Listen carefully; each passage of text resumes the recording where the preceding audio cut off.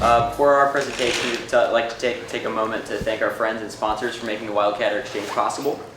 Our presenting sponsors are Ill Fusion, Amphibian Theater, The Artful Village, Blue Sky Ballooning Adventures, Flying Shoe Films, Fort Worth South Inc., J.O. Design, Landers Machine Shop, Roofing Solutions by Darren Houck, Shipping and Receiving, and Star Conspiracy. Our programming sponsors are Billy's Oak Acres, Branson Floor Service, the Endeavor Cinema Group, Fort Worth Bike Sharing, Fort Worth Writers Group Camp, Music Go Round, Prim Rock Drywall Services, Wordspace Dallas, Funky Town Food Truck, and Words on Wheels. Jacque Hogan Towery is the last living Hogan. Her father, Royal Dean Hogan, was Ben Hogan's older brother. She was born in Fort Worth and attended Pascal High School, graduating in the same 1951 class as her late husband, Robert Towery. During high school, Jacque worked for her father in the office supply business before attending SMU, where she studied interior design.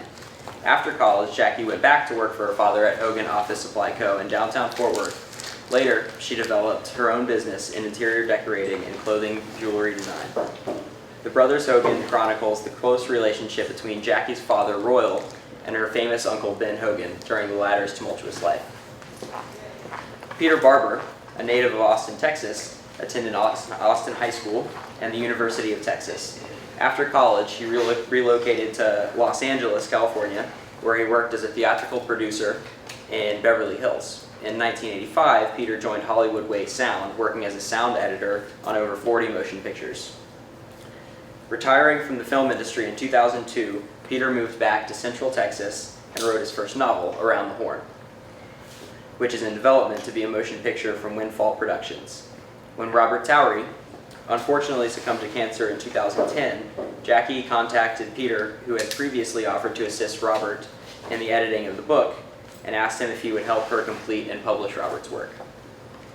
Thank you. Good afternoon. Thank you all for coming. I'm Jacque Hogan Towery.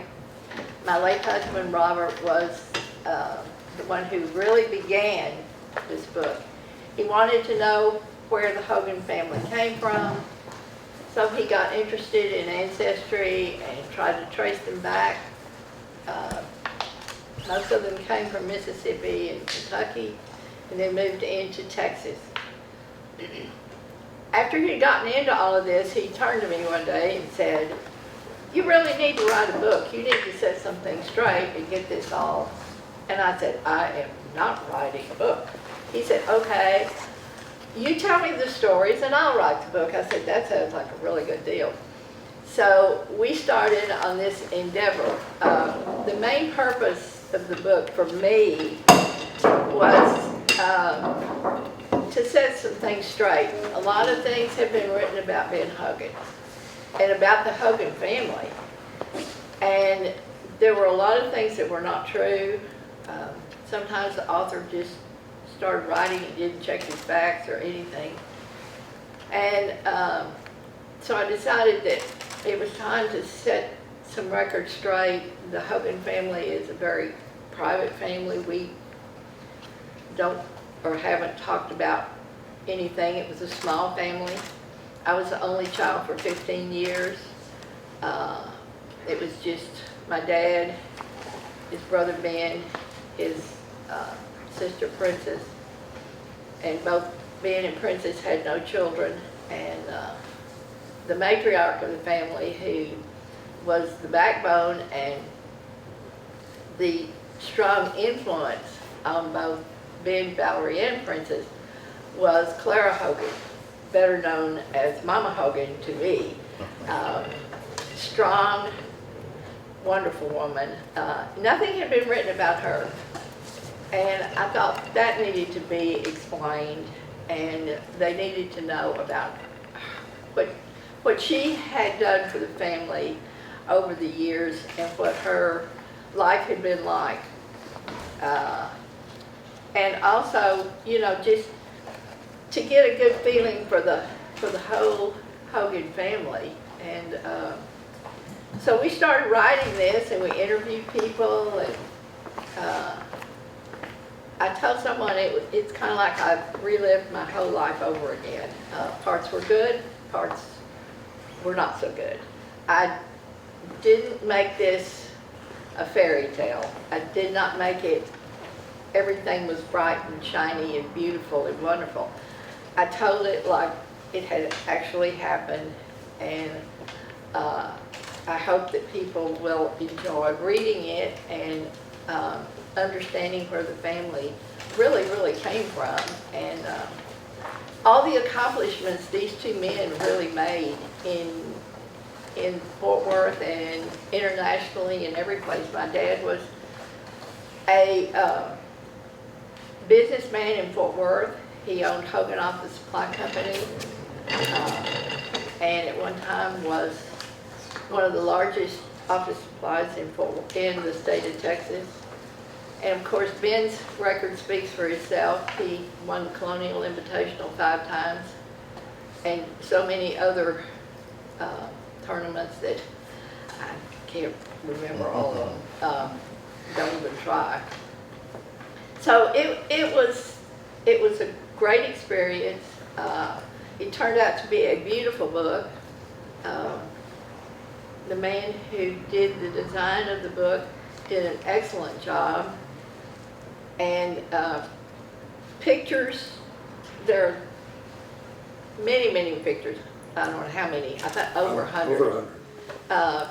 And they're all family pictures, and some that we were able to acquire from friends and through Colonial Country Club.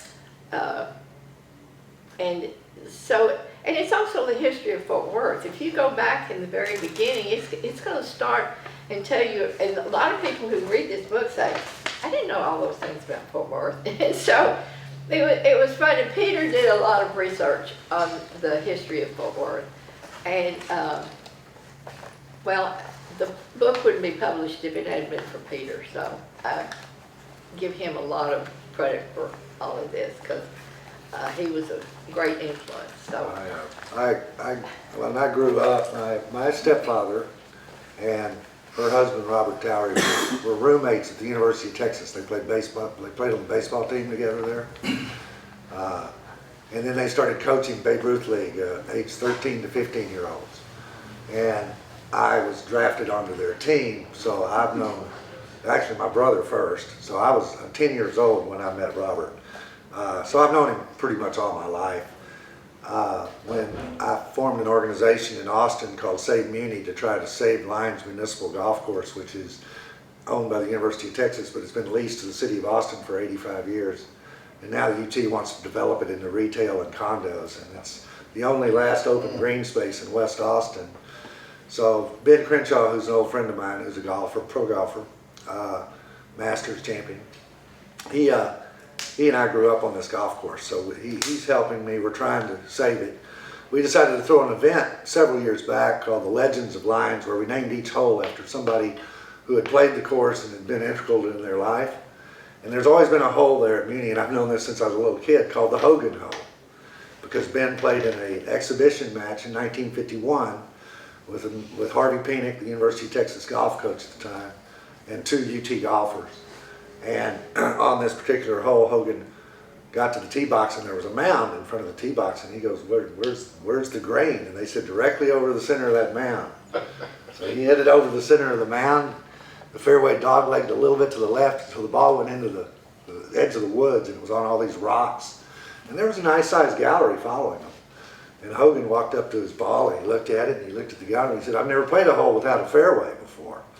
And so he just grabbed his 5-iron, and he had a tree sort of in front of him. He had to hit the ball under the tree, over water, and then up a hill to this green. I raised it. And he knocked it stiff. He put it this far away. And he walked up and birdied the hole. So ever since then, it's been known as the Hogan hole. So I called Robert and asked Robert if he would ask Jackie if she would come down to our event and represent Mr. Hogan. And they were thrilled. I was thrilled that they came down and did it. And when they did, I learned about Bob, and I called him Bob, Robert and Jackie working on this book. And at the time, he had about 5 or 6 chapters written out. Mostly, a lot of it was on the ancestry. He started out the book basically as an ancestry book, and then he got more into the stories and started interviewing her and their friends, Ben's friends. So he was telling me about the book, and I've been writing now for a while, and he was an attorney most of his life and worked for the State Bar of Texas and the Attorney General's office. Right. And so this was like the first book he'd written. So I suggested if you needed an editor, when you get closer to finishing it, you want a second or third eye to look at it, I would gladly help you out. And so he said that he'd probably take me up on that. Unfortunately, about 3 months later, he got pancreatic cancer and passed away within another 4 months, I think. And very sad. She had promised Robert that she would try and get the book published.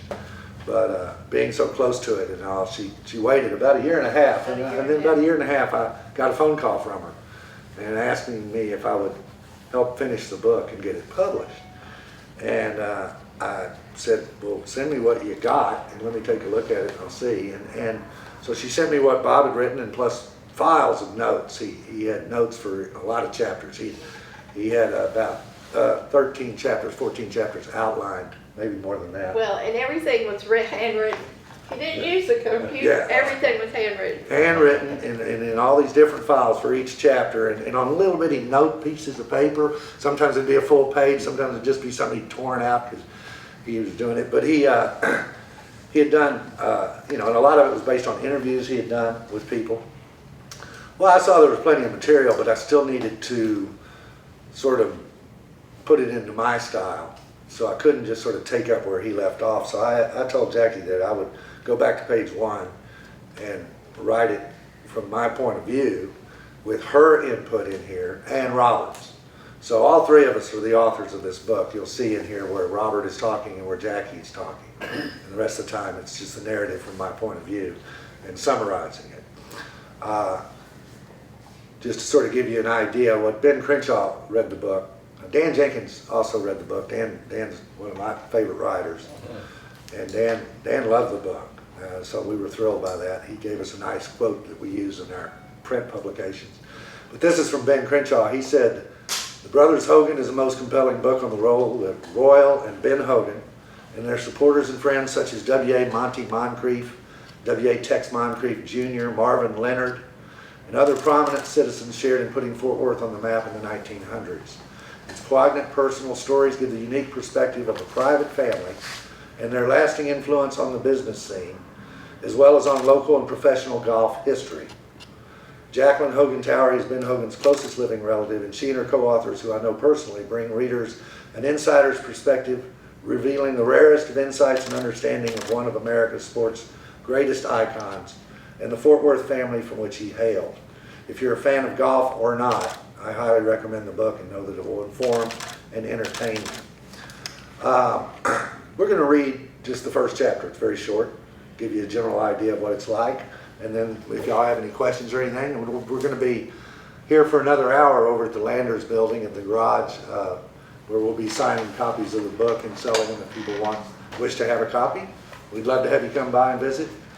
But anyway, I'm going to start this here. She'll read her part, and I'll read the rest.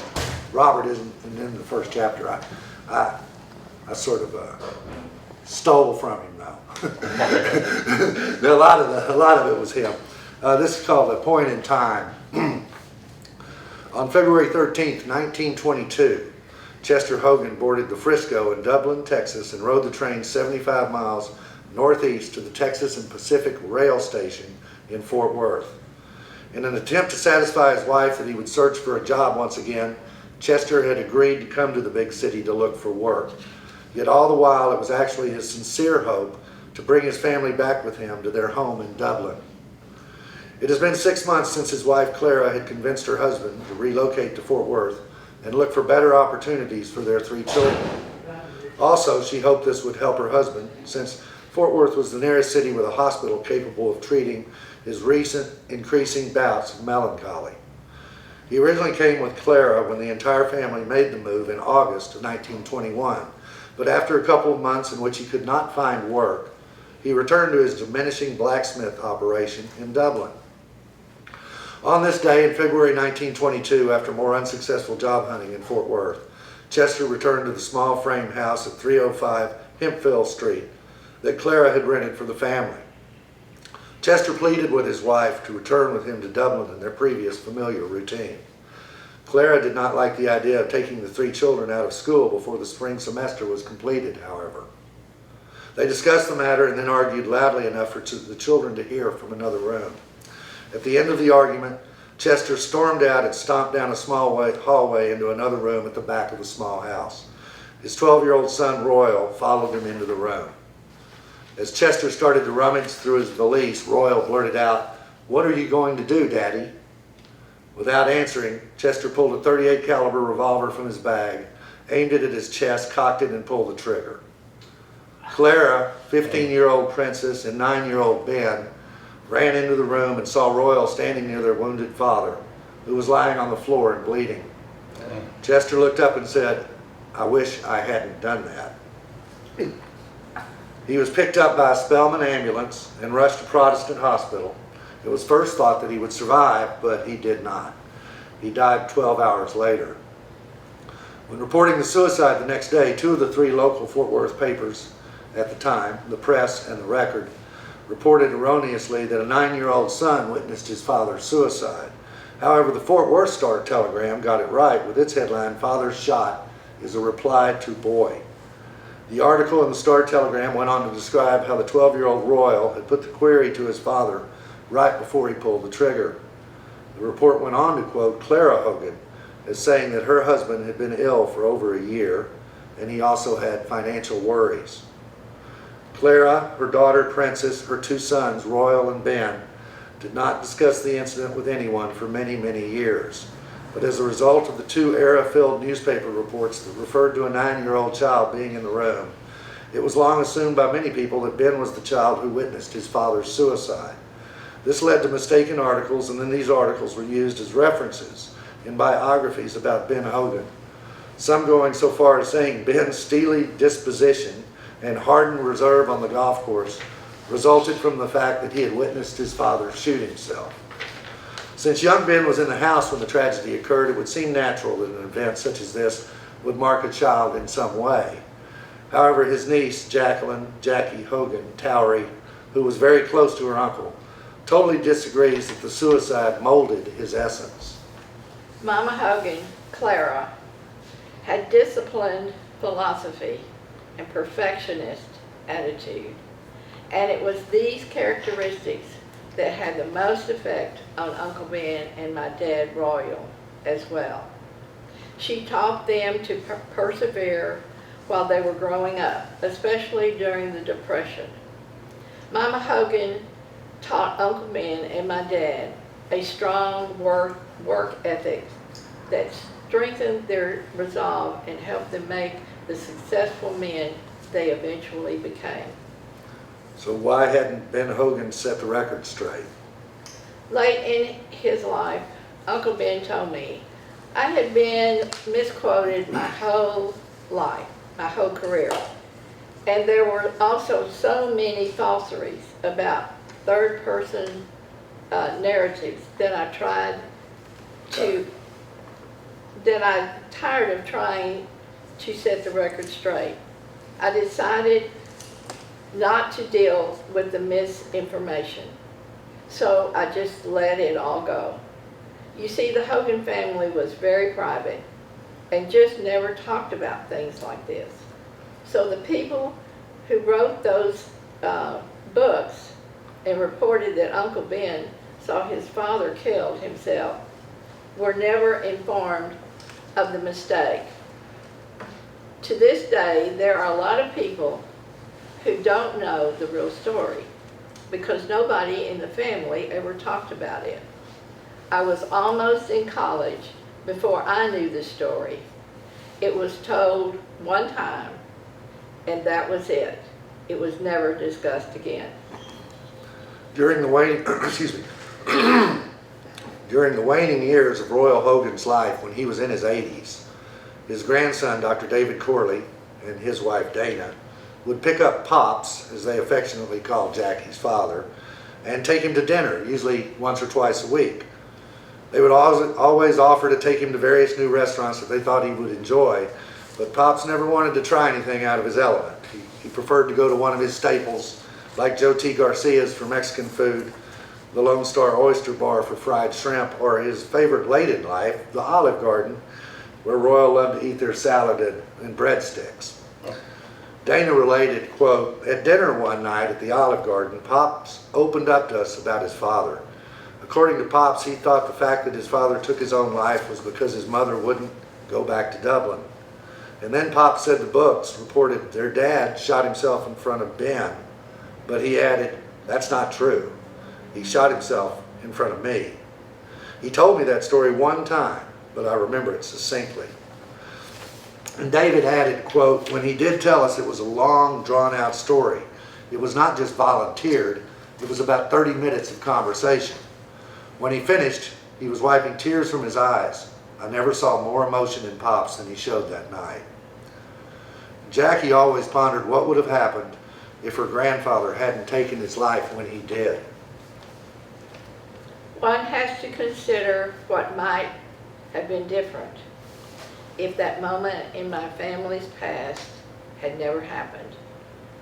Would my father have become a successful businessman? Would he have quit school when he did? Would he or Uncle Ben have attended college? And most importantly, would Daddy or Uncle Ben have ever picked up the game of golf? I wonder. There you are. Just want to add one thing. Thank you. Yeah, I want to add one thing that we didn't mention. Royal Hogan was a great golfer. Yes, he was. He won the Fort Worth City Championship 4 times in 6 years. He won the Colonial Club Championship 4 times in a period of 10 years, I think. This was about the same period of time where Ben Hogan was dominated the professional game from 1950 to 55 in that era. Excuse me. But anyway, yeah, Royal was very successful in business, but he made sure he played golf pretty much every day. And he entered amateur events. They would go to the Broadmoor in Colorado Springs at the end of every summer. And he would play in that invitational up there and did very well in it. And and they played golf with the Moncriefs and Mr. Leonard. You all know Leonard's department store, I'm sure. Marvin Leonard was instrumental in Ben Hogan playing golf because he supported in the first 10 years Ben was on the tour. He never won. He didn't win until his 10th year. And then he hardly ever lost. He was always in the top 5. It was an amazing career. If y'all have any questions, feel free. Yes, sir. The events today have put me in contact with you and with Chuck Curtis, which has given me an opportunity as a longtime resident of Fort Worth to test some of my childhood memories, most of which are either exaggerated or inaccurate. But with Chuck, I got to ask him about the first time black players played in Fort Worth at TCU Stadium, and he was on that team. I remember that. That's something that impressed me as a child. I wasn't a child, I was young. This was football? That was football. But So- another memory that I've always had, 2 of them in fact, I don't know why. You don't know why these things are. One time my dad was going to play golf at Colonial. He played golf at Colonial a lot. I spent a lot of time at Colonial as a kid. And I caddied for him. And Royal Hogan was an enforcer. Now, isn't that funny that would stick with me? Probably 70 years. And what year was that? Oh, I was in the 50s. What was your father's name? Roland Broyles. Who? Roland Broyles. Yes, I remember him. Yeah, he was in advertising. I actually think he Right. advertised for Hogan Office Supply. Okay. But I remember that. And then another thing, things a little stick in your memory. Again, I don't know whether it's accurate, but I remember the scene in the movie about Ben Hogan where the car crashed. Yes. You know, I mean, that's all I remember. That's about the only thing they got right in that movie. I don't remember. Right, that movie was, But they did get that scene pretty pretty much right. It just. Now, it was more from Valerie's point of view, so it sort of came out that he had jumped in front of her to save her life. He was just getting out of the way of this bus. I mean, this bus was coming way too fast in the fog and passing a freight truck, and they hit head on. Well, and your human nature is to get out of the way when you see it coming right towards you, so, you know. The thing about that is that he laid there for an hour and a half before the ambulance came, and Oh, wow. that's a picture of the car. Oh, Jesus. Can you get that movie on That was Netflix? Royal, Pardon? that was Royal in the car. No, this was Me. Ben. That was big. This was Ben Hogan and his wife. They were returning from a tournament, and they were in Van Horn, Texas, and they were driving up to Fort Worth. And it was in the early morning, and Ben was going about 10 miles an hour because he couldn't see very far. And all of a sudden, all they saw were headlights. And took him an hour and a half. They thought he had died on the scene, but they said that they felt a slight pulse. They got him over to El Paso, to a hospital in El Paso, and went into surgery. And he had broken pelvis, I think 2 broken ankles. His shoulder. His shoulder was messed up. He had broken ribs. But if he hadn't dove over, he'd have been dead because the steering column ended up in the trunk. In the back. So, but eventually he was healing, and they thought he was going to be okay, and he developed blood clots and in his legs. He had real bad circulation the rest of his life after this accident. He had to wear support hoses when he played golf. Had to soak his legs for 2 hours after every golf tournament, every day on the golf course. And he was in pain all his life. Yeah. Pretty much. But Royal was out visiting Ben in the hospital when he got the clots, and their brother-in-law, who had married their older sister Princess, who was a doctor, and he was out there. He came out there to visit, and he saw these casts on Ben, and he said that they got to get these casts off of him because he's having circulation issues, and he could clot, and if it gets to his heart, he'll be gone. And luckily they broke up, the 2 clots broke up. But then he developed another one. And Doc, Howard Ditto, the brother-in-law, said that they should get this. He said they need a specialist. And he knew of this doctor in New Orleans, Dr. Oshner. There's now the Oshner Clinic in New Orleans, named after him. He was the leading vascular surgeon in the world at the time. And they called him up, and he said that he would come take a look. And unfortunately there was like a tropical storm happening at the time, and all planes were grounded, so he couldn't get out of New Orleans. So they called Marvin Leonard, and Marvin Leonard suggested calling Ben's old Air Force Brigadier General in World War II, who he used to play benefit golf tournaments with. So he called him in at Carswell. I think it was Carswell back then. And Mr. I forget the man's name right now, sorry, but the General Hutchinson. He said, "I'll take care of it," and he sent a bomber down to New Orleans, picked up the doctor, and got the doctor out to El Paso, and the doctor said, "We have to operate immediately."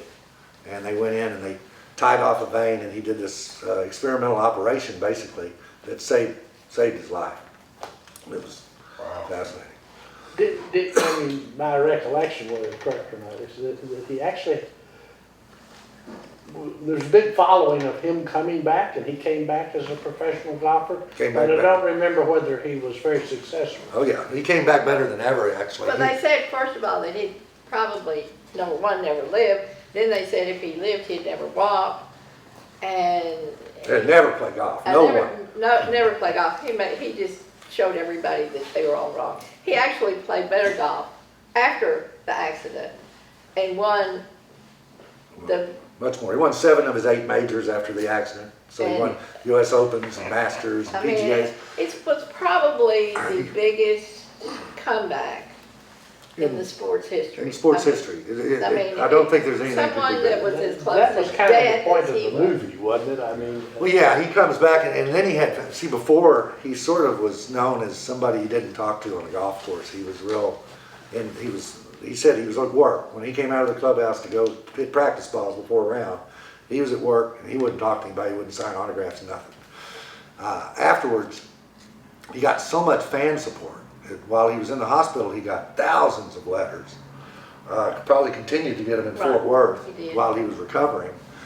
And he was already working out in the hospital after the blood clots. He started working on strengthening his arms. And as soon as he got back to Fort Worth, he started taking baby steps. Pretty soon he was walking around the block. And I would say 6 months later, he was hitting his first golf ball, which was phenomenal. And then the accident happened in February or March? February. February of '49. In January of 1950, he entered the LA Open at Riviera Country Club, and he got into a playoff for the championship with Sam Snead. He unfortunately was so worn out, his legs were just giving way, and they walked. You know, they walked 36 holes the last day. Well, yeah, back then they only played 3 days. And They only played the 3 days. And the last day was 36 holes, and for him to walk 36 holes, it's just unbelievable. Unbelievable. Then they had to have an 18-hole playoff. So, you know, luckily, it rained for a week, and they delayed it. Sam Snead went up and played another tournament in San Francisco, and then he came back, and Hogan had recovered, and they played an 18-hole playoff, and Sam Snead won that tournament, but Ben was back, and it was amazing that he could come back at that level after that serious an injury. It is phenomenal. Anything else? Well, it's a strange question I'd have to catch there at the first couple of paragraphs. When they moved to Fort Worth, it was a 300 block of Hemphill. In your research, have you ever gone to, since we're so close, that's walking distance? It's an from empty here. lot, right? Yeah, that's what I was wondering, whether there's still houses. I went by there. Yeah. Now, they grew up over on Allen Avenue, and that house is still And there. that house is still there, and it has been designated a historical Is that right? home. We're trying to get it moved. They're hoping to move it over by Colonial. By Colonial. So make it a little Ben Hogan museum type thing. But it's, you know, it's a long process. If you're ever in Colonial, there's a Hogan room there with all of the memorabilia. Yes, sir. My recollection is that Ben Hogan and Marvin Leonard, somewhere or another, got crosswise with Colonial and moved everything to Shady Oaks. What's the story on that? Well, there was 2 parts to it, actually. Mr. Leonard sold Colonial to the members in the late 40s, and he always wanted to build another golf course. And he'd been traveling around and playing golf other places out on the West Coast and the East Coast and everywhere, and he really just wanted to design a golf course that would be for members only, basically, but a king of all courses in the area. But Colonial was already a championship course. It had hosted the Open, like the first year it opened. It hosted the U.S. Open, which was unheard of. And it was the first time an Open had ever been in the South. It had always been in the North or East. And Mr. Leonard guaranteed them $25,000 gate. He said, if we don't make $25,000, I'll pay it myself. And so the USGA came down here. Wasn't it partially the bent green? He wanted the bent green. So that was Colonial. He wanted to use bent grass greens. He was a member of Rivercrest, and Mr. Leonard was, and he went up to the board of Rivercrest and said, I'll pay to change 3 greens into bent to see if this will work. Bent's a type of grass that needed a lot of water and in more of a dry climate. This humidity, the hot humidity, does not do bent grass very well. But they said, if you want to put grass that won't grow in Texas on a green, go build your own damn course. And So he did. He did. He went over, he owned all that property over there, and he brought in one of the best designers of golf courses in the country at the time, and he designed Colonial. And then when he sold it to his members, he decided, I need to build another course. And he and Eamon Carter had always been talking about, Eamon Carter had a ranch, which is now Westover Hills and Shady Oaks Country Club and Ridgemar Mall, and all those places. That was Eamon Carter's ranch. When Eamon Carter passed away, in his will it stipulated that Marvin Leonard had first right of refusal to purchase it. So Marvin Leonard purchased it, and then he had Shady Oaks design. The whole story is in that book. Yeah, and Ben, There's a lot more that he's not telling you. Ben sort of gotten tired. People were starting to bother him at Colonial. So Ben decided, he still loved Colonial. He did not love it, but he spent more time at Shady Oaks the rest of his life. He could play it at Shady Oak. He didn't have to have a tee time. He didn't have to do anything. He could hop on his little cart and because there wasn't a lot of play on the course back then, and at Colonial the membership had grown, and it was hard to get on the course, and people kept bothering him when he was on the course, and he was just a very private person, and when he played golf, that was his business. That was his office, and that's where he made his money. And he didn't want any of this talking and carrying on. I mean, he wanted to concentrate and think about what he was going to do on this hole and what he was going to do on the next hole. So, The 1953 was his most successful year. It was the only time he went over across the pond to play in the British Open, and he won it, of course, by a record score. He entered 8 tournaments that year, and he won 7 of them. In today's dollars, it would be like $5 million. Box office. but it wasn't like that. But it wasn't that much back then. He was making, they were paying about $2,000 to the winner back then, in the early 50s. It wasn't until Arnold Palmer and television came along that the purses started shooting up. Anyway, I think our time is up. Appreciate it very much.